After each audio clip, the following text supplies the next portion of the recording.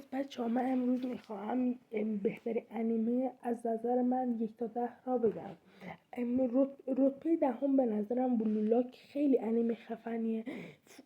فوتبالی هستش، به نظر من بهترین انیمه ورزشی توصیه حتما ببینیدش. بچه‌ها انیمه دوم این انیمه نه انیمه نهم بخشید. انیمه نهم بچه‌ها این انیمه خیلی خفنه. اسم این انیمه فول متال یا اسم حالی کیمیاگر تمام فلزی. بچه توصیه میکنم حتما اینو ببینید. در مورد یک برادران دیگه خیلی خفن 64 قسمت هم ازش اومده. توصیه میکنم حتما اینو ببینید. بچه توصیه این انیمه شماره 8 بچه اسمش وان پاشمن یا همون مرد تگ مشتی. بچه این انیمه خیلی انیمه خفنی هستش، در مورد مرد کشلی که با یه مش میتونه نابود کنه همین توصیه کنم بچه حتما اینم ببینید، خیلی خفنه.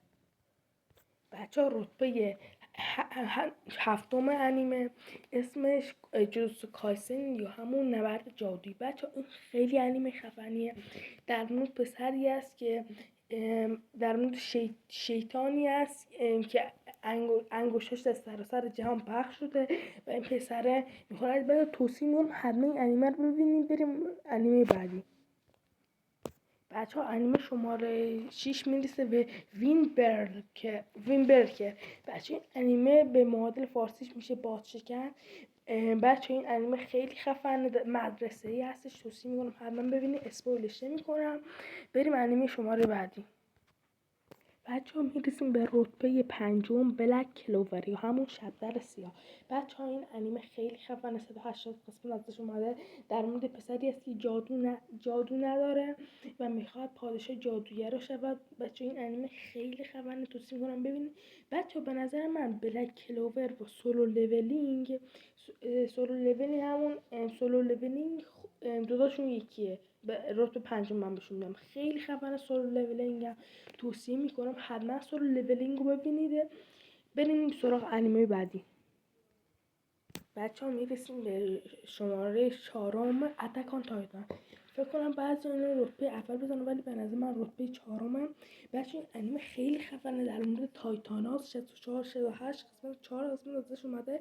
توصیه میکنم حتما ببینینش، خیلی خفن. در مورد پسری است که مادرش رو قولا میخورد و میخواهد قولا رو شکست بدن. بچه توصیه میکنم حتما اینو ببینید، خیلی خفنه. بریم سراغ انیمه شماره 3. بچه ها میرسیم انیمه شماره 3 سورد آرت آنلاین. بچه توصیه میکنم اینو ببینید، معادل فارسیش میده هنر شمع‌زنی آنلاین. بچه این انیمه خیلی خفنه، در مورد پسری است که میره تو بازی و میفهمه هر چی در اون بازی بمیره در واقعیت میمیره. توصیه میکنم این انیمه رو ببینید، خیلی باحاله.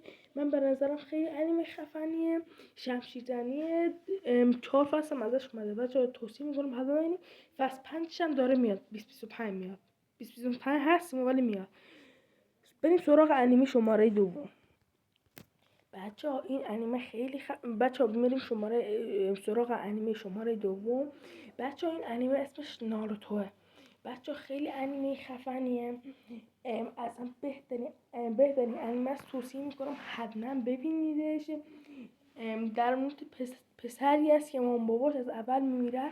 بچه ها این 500 قسمت ناروتو شیپودن، 200 خورده قسمت ناروتوه. بچه ها توصیه میکنم حتما اینو ببینید، خیلی باحاله. بوروتو هم 300 قسمت فکر کنم، 287 قسمت. توصیه میکنم حتما اینو ببینید. بریم سراغ انیمه شماره اول. بچه ها بریم سراغ انیمه شماره اول. بچه ها این انیمه اسمش وان پیسه، 1077 قسمت ازش اومده. توصیه میکنم 1087 قسمت ازش اومده.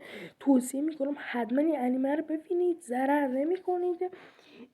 بچه در مورد پسریه که میخواد پادشاه دزدان دریایی بشه.